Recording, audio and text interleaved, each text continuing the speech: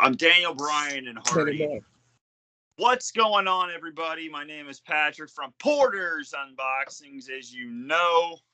And guys, we are back. It's a beautiful Sunday afternoon, right up against NXT Heatwave and the emotional state of Mr. John Cena retirement tour in 2025. But we're here today to talk about another special pay-per-view that doesn't get talked about that much, as I'm bleeding out of my finger here. But Over the Limit 2011, guys. I'm sorry, but what cover? Like what? I mean, this cover makes no sense. I know that, like, it went to all red, and like someone's playing like air guitar, and it makes Daniel Bryan's face looks like it has riffs, but Daniel Bryan was not even on the card for this. No, he was in the dark match. So what's the point here? I mean, it's a good cover, but why? But guys, yes, we are here to talk about Over the Limit 2011. And first of all, before we get into the matches, what are your thoughts on this pay-per-view as a whole? Actually, some of the matches were better than I remembered, actually. Not that bad. As I'm drinking my root beer. Trying to remember this pay-per-view as one of my besides the pay-per-view 2 months later that we're going to talk about in 2 weeks. This pay-per-view was my favorite. Yeah. I think throughout of all 2011, there's 3. It goes Money in the Bank, Over the Limit, and SummerSlam 2011. Certainly wasn't Capital Carnage. Oh my God. Oh, Capital Punishment. Capital Punishment. The Barack Obama pay-per-view. Cool. So, let's get into this card. The first match, we didn't even see. We have Daniel Bryan defeating Drew McIntyre. Now, think of this. Drew McIntyre won the Money in the Bank contract and lost it in about 2.5 hours. I mean, thank you to CM Punk, but you waste an opportunity like that? However, I did like the fact that now he screwed 2 people instead of just 1. I do like that. You can put Seth Rollins in the mix there. Adding to the storyline. Oh, yeah. It's going to be Seth, Punk, and McIntyre at SummerSlam. I think that might be the one-on-one match first. Yeah. Yeah. And then we get Punk, Drew McIntyre at Bad Blood. If you guys didn't know, Bad Blood is also coming back. Like people saying maybe do the one-on-one match at SummerSlam and do the triple threat Hell in the Cell at Bad Blood. And now you get into the bad part of 2011. The Hell in the Cell from 2011. CM Punk, Alberto Gilberto, and John Cena. That match was a mess. Yes. Hopefully they can do it better with the talent involved. All right, we're getting off track here, yeah. But Daniel Bryan versus Drew McIntyre, we didn't see. So we're going to go the first match on the card here. We actually get R-Truth versus Rey Mysterio.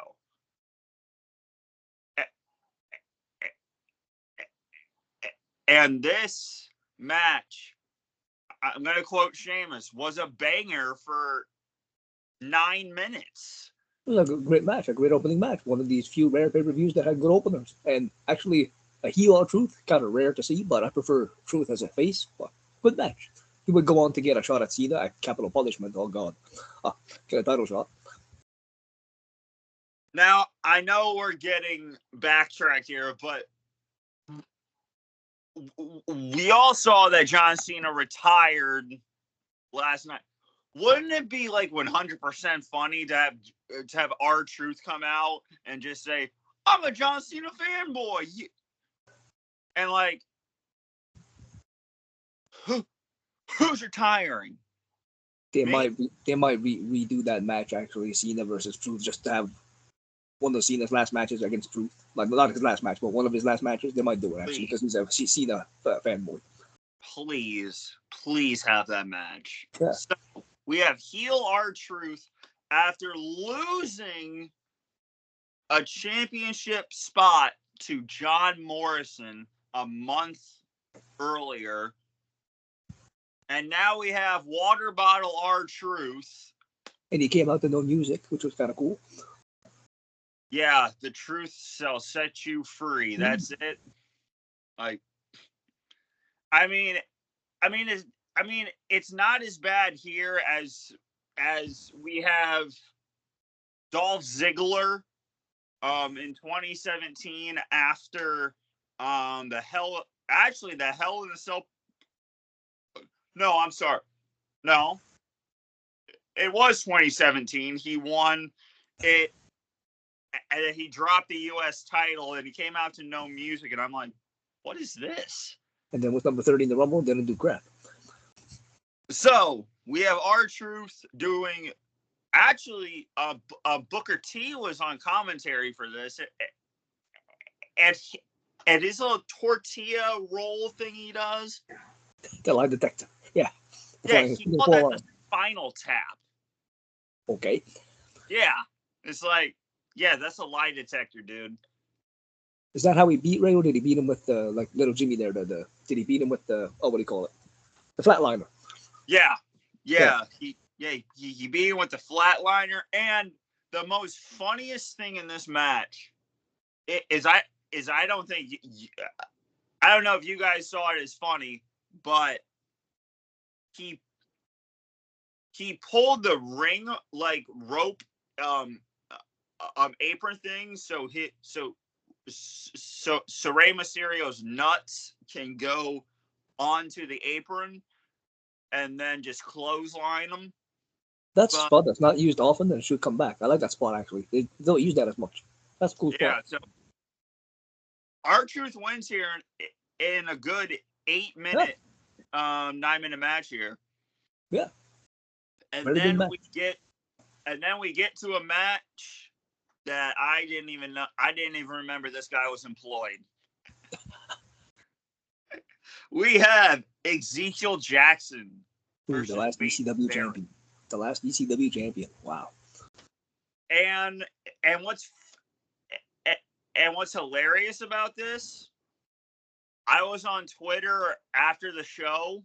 I think on like Saturday. No, I watched this on Friday night, right after SmackDown, and I see a picture of Wade Barrett in his suit, and another picture of him as IC champion on Twitter. 5-time IC champion. Yeah. Yeah. So we have Ezekiel Jackson versus Wade Barrett for the IC title here, and I thought Ezekiel Jackson won the title here back in the day. No, I didn't know he won at Capital Punishment. Yeah. So Ezekiel Jackson wins, but by disqualification. I mean, and this is not the part where he did the bullhammer at this time. No. He kind of had like the winds of change, it's called, like the boss man slam. Yeah, and then the wasteland. I always hated that move, the wasteland. It didn't seem like it had too much impact. Like, no, it did not. But yeah, he wins by DQ and he gets the rematch at Capital Punishment. I thought it was a good match. Not awesome, but a good match until the ending. Justin Gabriel interferes and attacks Ezekiel Jackson. Yeah. Yeah, there's really nothing to talk about this match. Like Ezekiel hit all the power moves, all his power moves, and he looked like he had the match won, and then interference. Yeah. So then we get on to a match that I didn't even know existed. I didn't know this man was on commentary. Yeah, and I call this one of my favorite pay-per-views of all time. No.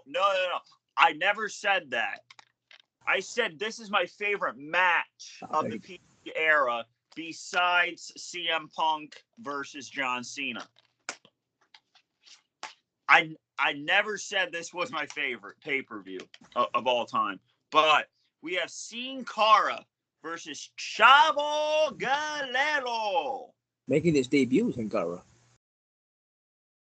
Where in the world did Chavo Guerrero come from in 2011? I had forgot he had the run until he left. I guess I forgot I had that run. I guess I forgot he had the run too. But still, it can't be a Sin Cara match without a botch at the end. Like, what was that? Come on, dude. Guys, we finally figured it out. We know where Bray Wyatt got the red light from. oh, God. He watched a Sin Cara match from 2011, found out it was blue, and decided to turn it red. And Kane had it the 97 Survivor Series against Mankind, too. He had the red light. Oh, for God's sakes. So, yeah, we know where Bray Wyatt got his light from. Like a decent match for what it was. Just the ending of the botch was kind of dumb, but a good match where Chavo can go and Sin Cara can go. And now he's Mystico and he's wrestling in NLW or somewhere like that. He's doing great. No botches. He can actually wrestle. Like, why did he always botch in WWE? But, yeah. And if you guys didn't know, he was jumping on a trampoline to get into the ring. That was always the botch fest. Yeah. I mean, I'm watching Survivor Series 2011 one day, and it's Team Orton versus Team Barrett, and we have, I think, the new Sin Cara, Unico. Yeah. Botch himself and make Sin Cara botch himself. Sin Cara was always a botch fest. You can do a botchamania with him with all his matches. There we go. Yeah. Yeah, so that match was good for what it was. Yeah. So far, not really a stinker. Pretty decent matches. Yeah. And then we get a segment where CM Punk is talking to Mason Ryan. Okay, so yeah, this is a chokeslam. The chokeslam. He walks into the new Nexus locker room, and David Otunga and Michael McGill, Curtis Axel, are down.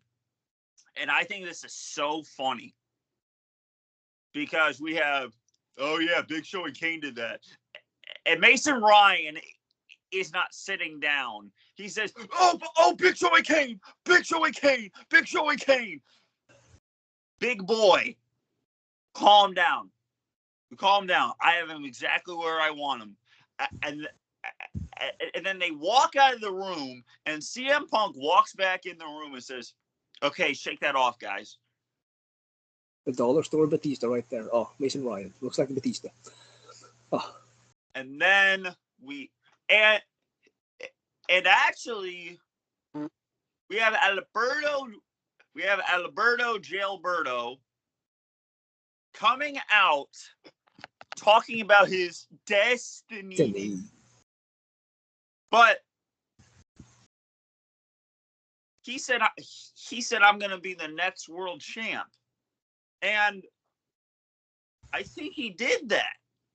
I think he said that to say I'm going to win Money in the Bank and go to SummerSlam and kick Punk's head off without saying those words. But I'm going to be the next WWE champion. You kind of were. But then we get Big Show knocking out Alberto Del Rio, I think. Yeah. And we actually have a great match here. I don't think this card had any bad matches but one. Yeah. You think for a pay-per-view in 2011 was bad. Yeah, the Rumble wasn't that great. And no, the WrestleMania 27, oh, they're gone.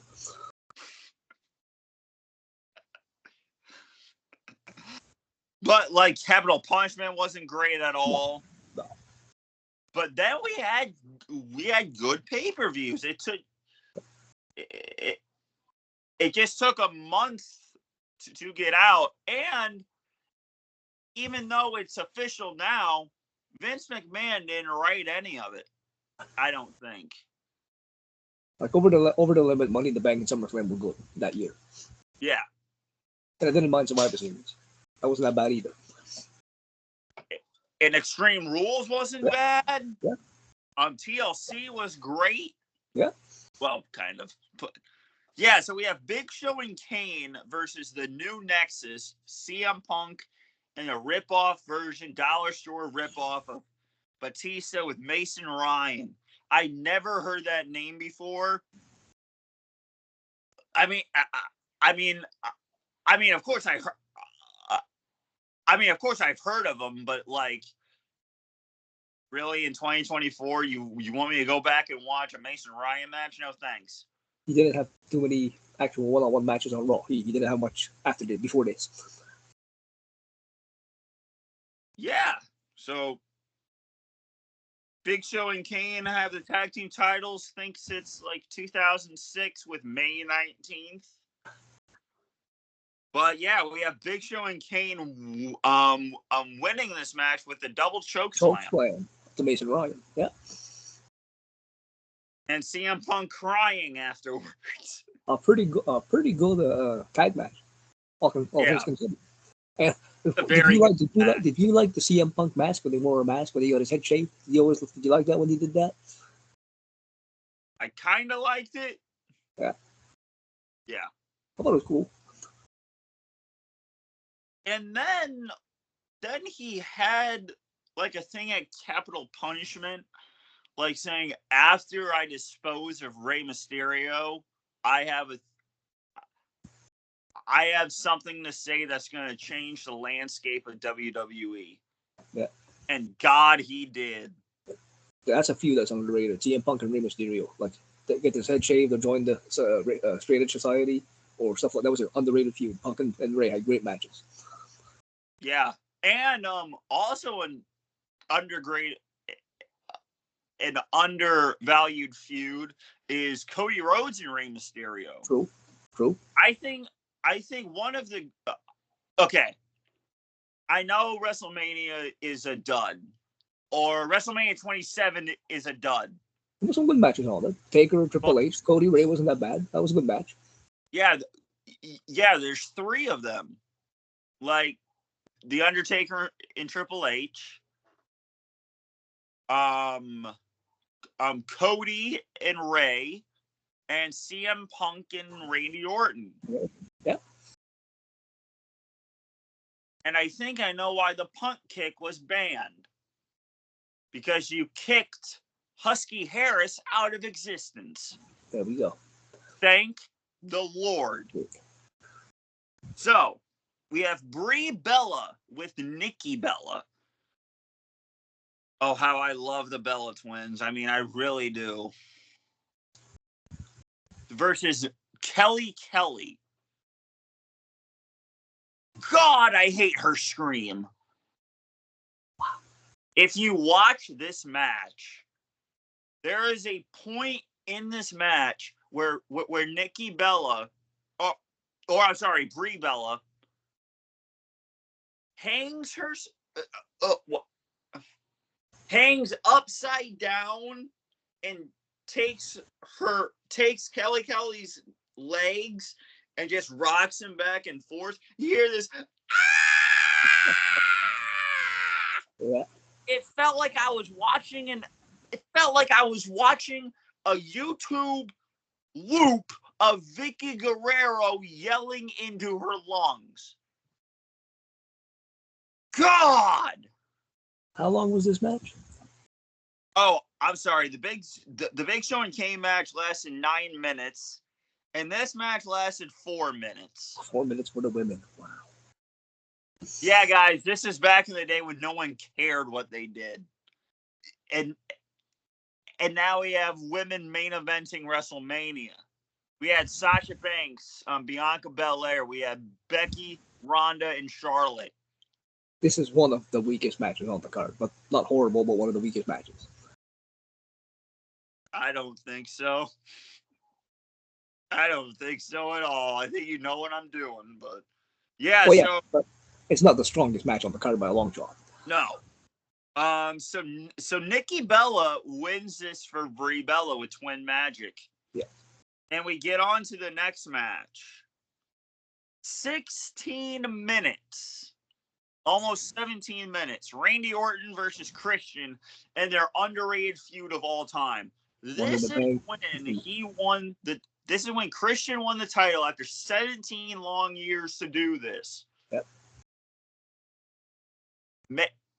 I remember May 6th, 2011. I was in a hotel room watching this match. Extreme Rules where he beat Derby on the ladder match. Yep. I was in my hotel room watching this match as an 11-year-old kid. Randy Orton defeating Christian, and I was all-time happy. On SmackDown 5 days later. What a feud! Well, no, great Money in the Bank match. Great. This match was awesome. And then the one at SummerSlam with the no holds barred, fantastic. That match was great. So we have Randy Orton versus Christian. He tries to go for the punt kick. Dude, you killed Husky Harris in kayfabe. You killed Chris Jericho for about 2 years. Right? I think he came back in 2012 because he got punt kicked in the head. This is one of Christian's best and one of Orton's best that they had. Holy crap. Orton countering everything, Christian countering everything. Like, holy crap. And he does, like Christian, like, goes off the top rope and Randy Orton does like a Walter Jericho, like Boston Crab. Like, when have you ever seen that? Yeah, Orton was pulling out reversals and counters and moves he hadn't seen often. And then we get Randy Orton flipping Christian upside down and hitting an RKO. Great sell and great move. And then, like, he fakes the RKO again and then rolls him up. And then, like, and then Christian rolls him up. And that was a botch. Was this the one where Christian had his foot under the rope after the pin, or no? No, that's capital unpunishment. Yeah. Right. But, yeah. Randy Orton wins here in 16 minutes. Great match. Phenomenal match. Great match. And then we get to one of the worst matches ever. I will say it was short, which is great. And the appearance of Bret Hart was awesome. That was awesome. And they really stuck it to Michael Cole, which I like too. Because Lawler should have won at Mania. He should not have lost by reverse decision. And should have had whatever it was at Mania. It was a long-ass match. They should not have gone that long. They should have done 3 minutes at Mania. But no, wasn't as horrible as I had imagined. They gave it. Cole got his upcomings, throwing Cole through the coal mine. That was awesome. And then Bret Hart getting the sharpshooter, fantastic. There was actually some good points in this match. Good points. I'm sorry, I forgot to read the backing of this. WWE champion John Cena faces The Miz in a match so brutal. The only way out is utter the humiliating phrases, "I quit." The stipulation was chosen by Cena himself. There will be no pinfalls, no submissions, no disqualifications, and absolutely no mercy from either side. Less than 1 week after achieving his lifelong dream and winning the world title, Christian loses it to Randy Orton. Captain Charisma looks to regain the championship in a rematch against the Dangerous Viper. Plus, the worst match ever. All Michael Cole's backstabbings and name-calling will come to a head when he faces Jerry the King Lawler in a Kiss My Foot match. With, if you guys didn't know this, with the King's Hall of Fame ring in the balance and Jerry will induct Michael Cole in the 2012 King of the Ring. Sorry, the 2012 Hall of Fame with Edge, the Four Horsemen. Thank God Jerry won. He deserves to go in the Hall of Fame this year. Yes. But this match, well, oh God. Like seeing Bret Hart actually elevated this a little bit. For me, I like to see Bret Hart. I was a big Bret Hart fan. That was good. Yeah. Like I said, the coal mine spot was awesome. Throwing him through the coal mine thing there, that was awesome. And other than that, just brutal. I think that's the second time we got the coal miner broken because at WrestleMania we had Triple H and Undertaker break it with a spine buster. Yes. So had Jerry the King Lawler lost, he would have had to give his Hall of Fame ring to Michael Cole and personally induct Cole into the Hall of Fame. And then JR came out with his barbecue sauce. That was cool to see JR call the main event. That was cool. I seriously thought Eve did the moonsault, which she did, and she took her shoes off. It made Michael Cole kiss her feet. I'm sorry. I'm sorry. I just thought that happened. But no, it didn't. But maybe we don't describe the look of Michael Cole's foot because we don't want to get this banned off YouTube. So yeah. And I eventually want to eat again. Yeah. Yeah, I want to eat dinner in 2 hours. So we get to my all-time favorite main event. Not, I wouldn't say of all 2011, but for an I Quit match. And for one of Cena's best matches, I think. Like, when they said an I Quit match, Cody Rhodes versus AJ Styles at, was it Backlash? No, that was King and Queen in the Ring, I think. Okay. No, it wasn't.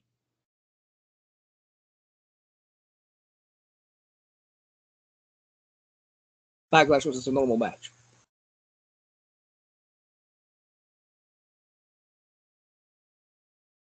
Then what the fuck was it? No. King and Queen of the Ring should have been the I Quit match. No, because King of the Ring was... Wait. Was it King of the Ring, Logan Paul versus Cody Rhodes? Oh, okay. So I'm thinking, when they say Cody Rhodes versus AJ Styles, they Clash at the Castle. That's what it was, Clash at the Castle. In an I Quit match. Mark, you think what I'm thinking? I'm thinking we're going to have a match like this. Kendo sticks, steel chairs. I mean, we got steel chairs. I mean, what match doesn't have steel chairs anymore? That's the typical WWE weapons right there, kendo sticks and chairs. But, like, this had... I mean, there was, I think, AJ Styles blood. I don't care and I don't mind it. Yeah. But, like, I'm thinking, like, we're going to use leather straps. We're going to use kendo sticks, chairs. I mean, we had kendo sticks and chairs, but, yeah. Like, this I Quit match took me back to this, and it was nothing like this match at all. Oh. So, we had John Cena in an I Quit match versus The Miz with Alex Riley. Why did The Miz still have the Money in the Bank briefcase? I have no idea at all. They just used it in the match against Cena a few times, and I guess it had a purpose, but yeah, nobody cashed in by this point. Yeah, so what's in the steel briefcase, Cole or Riley? Huh? This This was kind of like a handicap like quit match. Like Alex Riley was all over this match. Yeah. So the Miz is trying to weasel his way out of this match and says, John, I'm gonna give you a choice. You can either say I quit because you made this happen, because he can get involved too. So no, I'm not gonna quit. And then to start off this match, John Cena hits an AA to start. In the first 3 minutes of the match, I think he hits an AA. What the hell? It's called the finishing move, not the first time move. But dude, this match was incredible for 25 minutes. Some of the responses by Cena were hilarious. Go to hell and I'm not quitting and stuff like that. Like, I'm gonna hit you with this kendo stick. You hit like a girl. Like you hit like a girl. Yeah. And then he whips him. I mean, we're gonna get there, but he whips him with a belt. The Miz whips Cena with a belt, and he says, "You have a leather strap, but you have no nuts." What a line!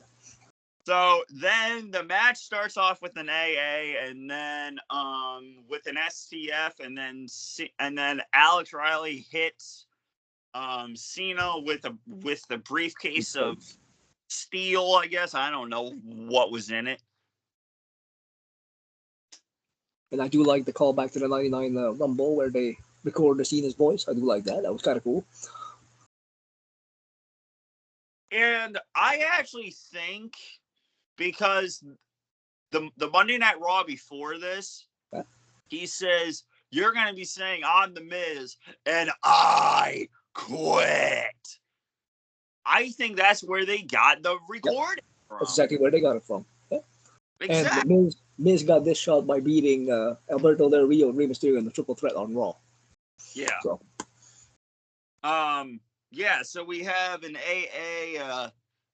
And then the Miz takes the microphone and explains to John Cena what's exactly going to happen. And it was just great. Mike Chioda found the tape recorder. Oh. So then,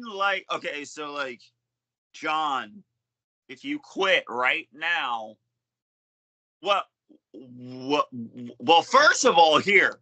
So the Miz says, legit, Cena, if you say I quit. The Miz said I quit like 20 times during this thing. And the ref is up. He's not down yet. You don't hear I quit. Why did we get a ref bump in an I quit match? All right. I have no idea. But Cena, if you don't quit right now, Alex Riley's going to pick up their stairs and direct them into your ribs. Bam. And then, and then Cena is going to get like this with Alex Riley. And the Miz is like, I'm gonna repeatedly punish you with this kendo stick. And beats the hell out of Cena. Holy crap. And this took me back to 2020 with Seth Rollins and Dominic Mysterio. Yeah. So he goes, I'm gonna repeatedly hit you with this kendo stick. You hit like a girl. And then the one spot I liked in the match too is when they pushed Cena off the ramp, was it? And he fell to the floor. He still got him. Dude, and it's like he gets kicked off and he's like, Cena, do you quit? What? Where am I? Good old Super Cena. No, but he had no idea where the hell he was. Yeah. But so then he's getting chopped with the kendo stick. He's like, ah! Ah! It's like, John Cena, do you quit? No. Do you quit or not? So then, like, he gets like whacked with, and like another great spot. He's on the ramp, and he's getting held by Alex Riley on the camera itself. Another great spot. Yep. Then he gets whacked with the belt from a supervisor. Says you got a leather strap, but you got no nuts. He starts whacking him with it, and then they get into the ring. A skull-crushing finale onto the chair, and then like exactly what Punk did to Drew McIntyre last night. He's inside the barricade. You think in 2011, chair shots are legal, but not to the head. No. The Miz takes John Cena, takes the chair, and whacks him in the head with it. Direct into the head. That's the good reason why they can't do shots to the head. Yes, that's a good reason why they don't do it anymore. I'm sorry, can you say that again? I So that's the good reason why they don't do it anymore. Some of them are brutal. So then you have The Miz saying to fans, do you want Cena to quit? No. Do you want to see me do unspeakable things and brutalize him for good? No.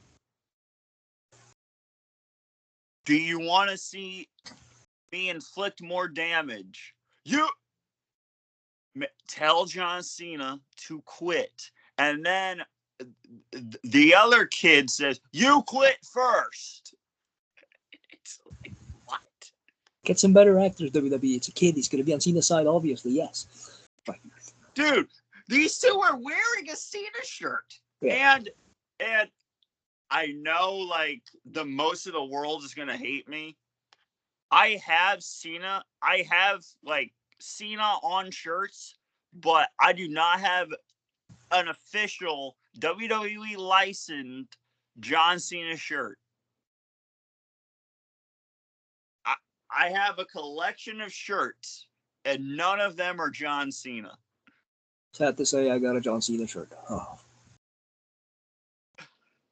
And I think you know what John Cena shirt I will be getting.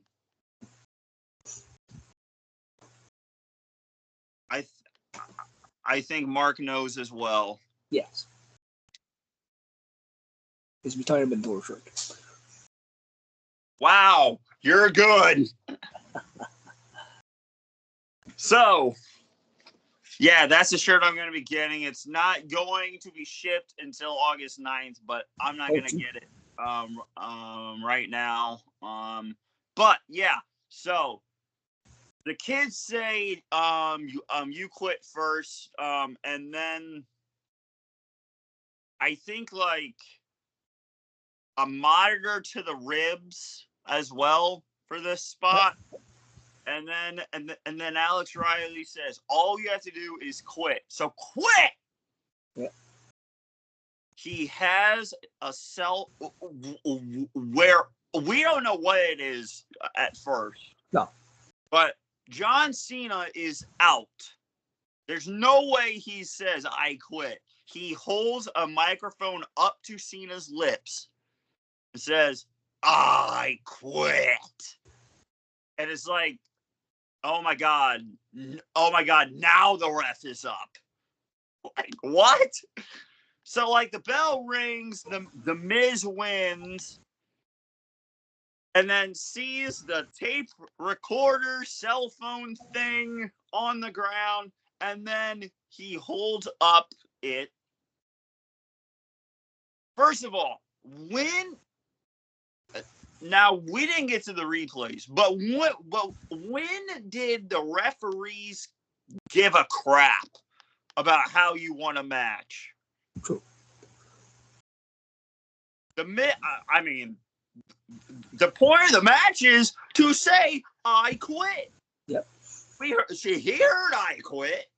The Miz wins, ladies and gentlemen, and the pay-per-view ends. I mean, why? I mean, why does the referee care now? And I'm gonna take it back to a pay-per-view that I went to 2 years later in 2013, Extreme Rules. We have Alberto Jailbird versus Jack Swagger in another I Quit match. We have Zeb Coulter throw in the towel. We have, I think, like Scott, somebody, ring the bell. And then we have another referee who's watching this backstage run down in the ring, and then they watch the replay. Yeah. Those are the only 2 times, or actually 3 times, because, again, I know we're but this is important.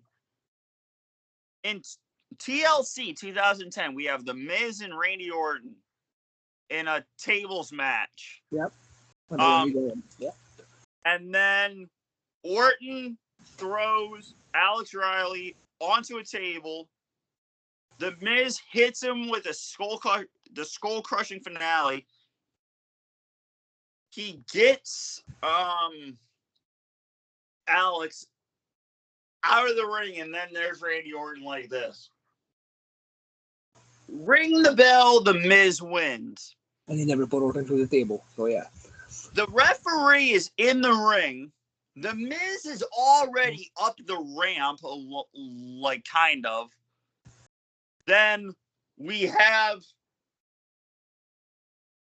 We have the referee watching the replay like us. That's 3 times he cares about his job here. Why? If a referee is out back for certain matches watching the matches, they should be doing that for every match. So, yeah. Yeah, exactly. That's my point. I've seen wrestling. I've watched wrestling for 14 years of my life, and I've only seen it happen 3 times. So then we get John Cena. This match will restart right now. Rung the bell, and then John Cena's just like, so for like 20 minutes of the match, it doesn't matter anymore. Like, you're re-healed. Okay. Yeah.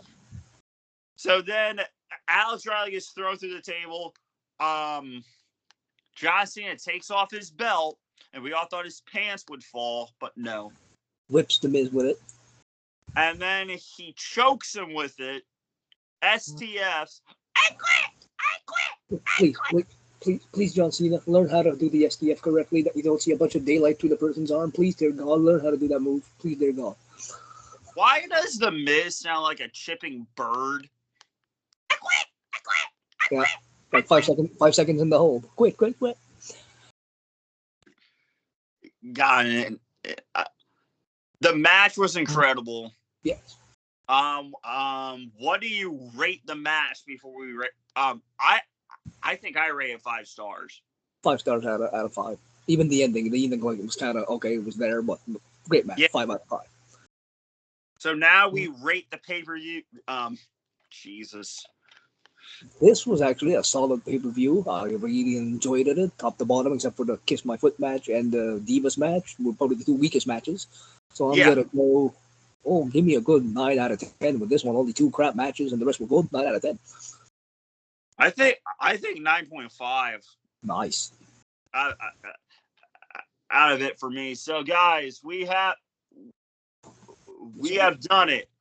A Christian's lifelong goal done. And one of this notorious botches on some of the Blu-rays. Mine says John Cena versus Jack Swagger on Raw in the I Quit match. It was not an I Quit match he had on Raw with him. It was a No Holds Barred match. So there was actually a misprint on the Blu-ray. But, and on mine, it says Todd Grisham interviews John Cena. Great, perfect. Yeah. Okay, so let's explain what Blu-rays you have on yours. Oh yeah, the Blu-ray it's special features. Triple threat match. This is where Miz gets the shot. He faces Del Rio and Rey Mysterio. He pins Mysterio with the threat. This artwork real quick, folks. Okay, so keep going. Yeah, it's the triple threat match where he gets the shot. We got R-Truth knows the truth. Just a promo about his match coming up with Rey Mysterio. Brie versus Kelly. That was on Raw. Did they have a match on Raw? I didn't see that special feature. Then it was Jerry Lawler and Cole in the contract signing just to hype up their match. John Cena faces Jack Swagger, no holds barred, and he wins with the damn STF, which he cannot apply. And then Kiss My Foot match from 1995. It was Bret Hart and Jerry Lawler. Oh, what a match! Yes, not. And Todd Grisham interviews John Cena from Over the Limit, 2011. So that's the same extras on the DVD.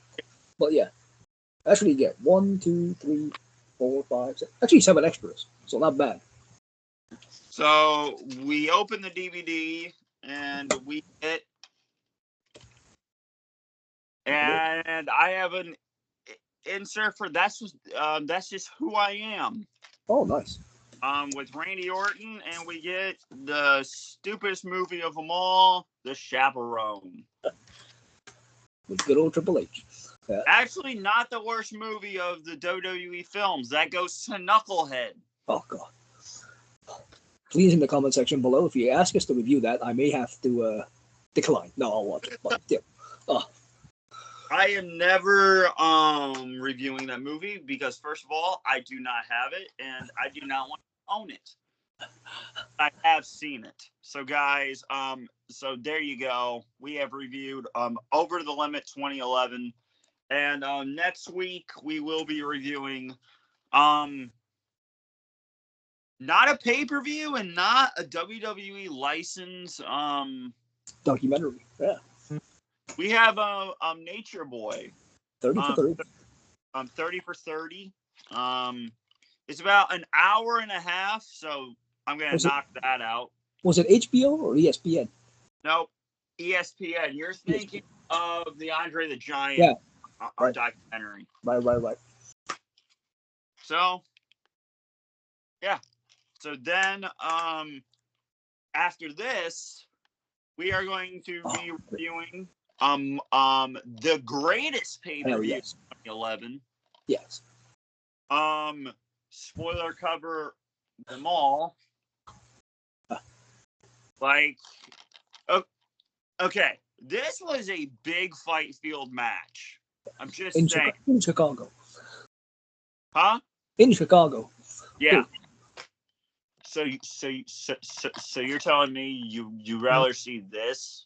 If you've never seen this pay-per-view, you're saying don't put that on the cover, folks.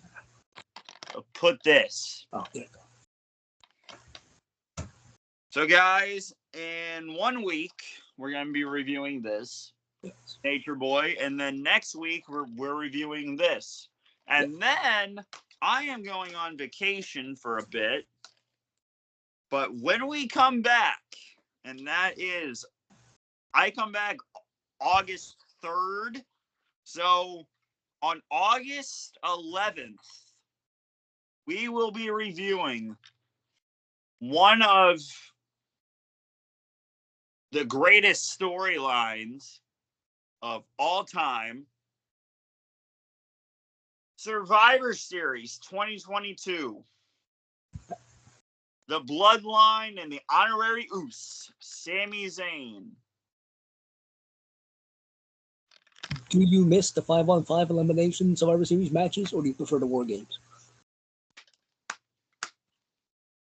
Kind of miss them, but I think they both cancel themselves out because they're long as hell anyway. True. And you can put more story in the War Games match than you can in the 5-on-5. Yeah, like, did you see Survivor Series 2010? That's one. I mean, that's one of the worst pay-per-views of 2010. Oh, And also SummerSlam, but we're not going to be reviewing that for a long time. the death of the Nexus. Oh.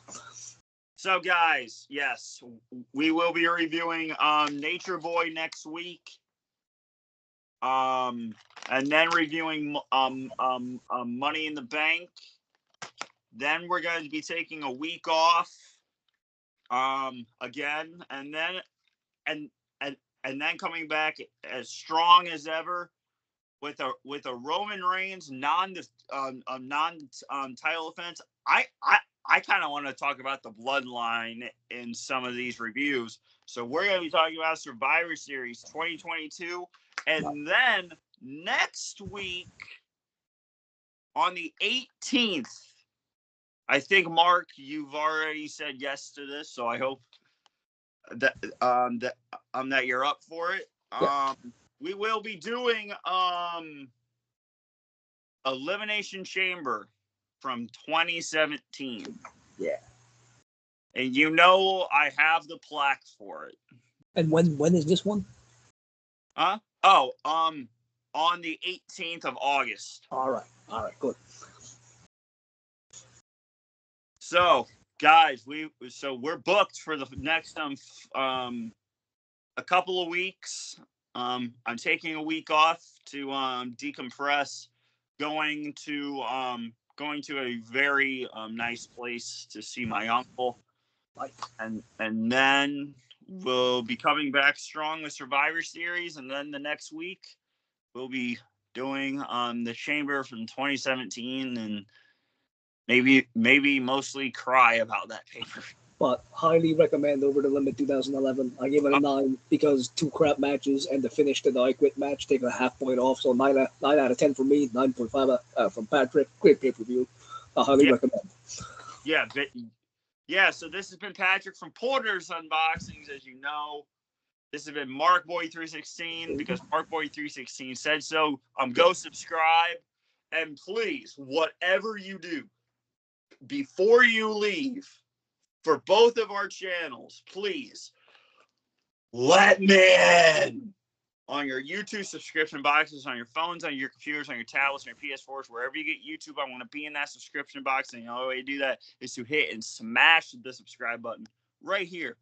It takes you 5 seconds, guys, and it's free. It doesn't cost money. So please. Elevator. All right. Yeah. What? No, nothing. We're just talking. Oh. Please put down in the comment section down below if you've seen this pay-per-view, what is your favorite match and what do you rate it? And please follow the YouTube button. Yeah. So, guys, this has been Patrick from Porter's Unboxings. As you know, this has been markboy316. Go subscribe to his channel. And, guys, we are out. Peace.